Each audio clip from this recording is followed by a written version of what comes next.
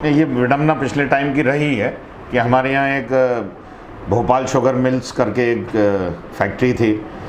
वो यहाँ एक बहुत बड़ा रोज़गार के लिए एक बड़ी उपलब्धि थी, पर किसी कारणवश वो आज बंद हो गई है। पर उसके कारण बेरोज़गारी सीहोर में बहुत है। पर जैसा मैंने बताया कि 750 एकड़ पे इंडस्ट्रियल एरिया यहाँ डेवलप हो रहा है और जिसमें से 50% बुक हो गया है। तो अगर वो फैक्ट्रीज़ आती हैं तो मुझे आशा ही नहीं पूर्ण विश्वास है और मैं सीहोर की जनता को वादा करता हूँ कि उन इंडस्ट्रियल जो इंडस्ट्री सेट होंगी तो हमारे युवा साथियों को रोज़गार ज़रूर उपलब्ध होगा।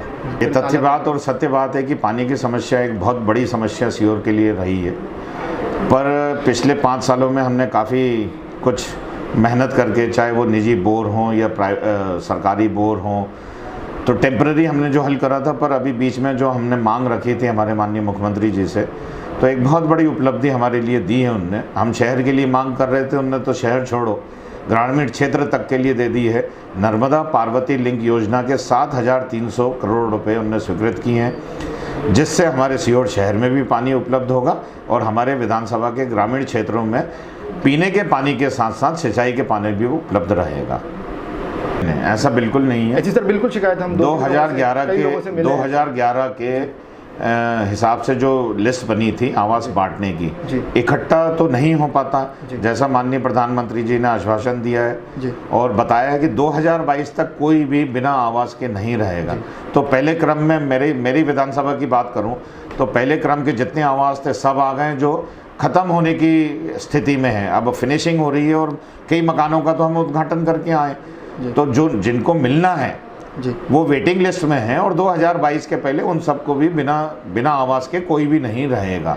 लेकिन सर वो ऐसे आरोप लगा रहे हैं कि सर हमारे कागज़ वगैरह सब कुछ जमा है, लिस्ट में नाम भी है, लेकिन सर मकान किसी और को अलॉट कर रहे हैं। अगर मैं भी चाहूँ विधायक होने के बावजूद, अगर मैं चाहूँ किसी का नाम जुड़वा दूँ या कटवा दूँ, अपात्र का नाम पात्र करवा दूँ और पात्र का नाम अपात्र करवा दूँ, तो ये मुमकिन नहीं। ये उन लोगों की सोच है और मैं आपके माध्यम से उनको बताता हूं कि अगर आप पात्र हैं तो आपका नाम कोई काट नहीं सकता और अगर आप अपात्र हैं तो शायद जुड़ नहीं सकता। सर ऐसा सुनने में आया आप विधानसभा से तनख्वाह नहीं लेते? बिल्कुल गलत बात है, क्यों नहीं लेता, मेरा भी घर है।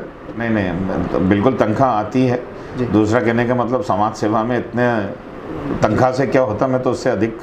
और सर आखिरी क्वेश्चन है, सुंदरबन को लेकर आपने बोला था पर्यटन मानचित्र पर आए हैं, उसको लेकर अभी चर्चा करें। सुंदरबन के लिए ये तथ्य बात है कि हमने 3-4 डिपार्टमेंट के माध्यम से उसमें पूरा प्रोजेक्ट बनाया था और माननीय मुख्यमंत्री जी के द्वारा उसको सैंक्शन भी कर दिया गया है।